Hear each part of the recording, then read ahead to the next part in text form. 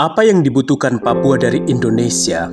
Pertama, pengakuan sebagai saudara bukan sekedar daerah Papua, butuh diperlakukan sebagai bagian setara dari Indonesia, bukan sebagai daerah rawan atau wilayah bermasalah. Butuh pengakuan identitas bukan sekedar label NKRI harga mati. Kedua, keadilan bukan sekedar pembangunan, bukan cuma bangunan fisik, tapi keadilan dalam hukum, dalam ekonomi, dalam sosial. Papua ingin pelanggaran HAM diusut tuntas, bukan diarsipkan. Dan korupsi dana otsus harus diberantas dari hulu ke hilir, baik dari pejabat pusat maupun lokal. Ketiga, ruang bicara, bukan represi.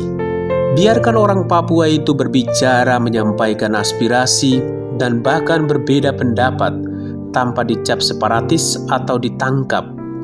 Demokrasi itu kan harus hidup, termasuk suara yang menuntut referendum atau otonomi sejati. Keempat, kontrol atas tanah dan alam sendiri. Sumber daya alam harusnya memberi manfaat untuk rakyat Papua, bukan hanya untuk korporasi besar dan elit politik.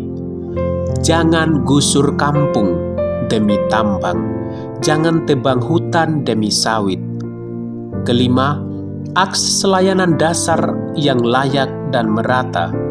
Papua masih kekurangan guru, kekurangan dokter, kekurangan perawat, kekurangan fasilitas kesehatan dan pendidikan yang berkualitas.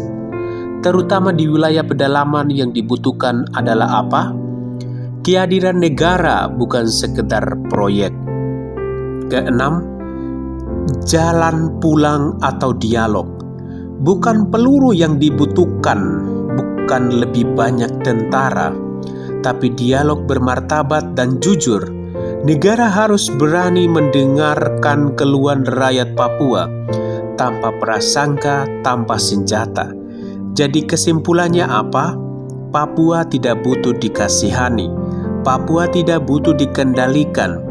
Papua hanya butuh didengarkan, dihormati, dipulihkan, karena gak ada gunanya bicara soal satu Indonesia kalau ada bagian tubuh bangsa yang terus jadi korban.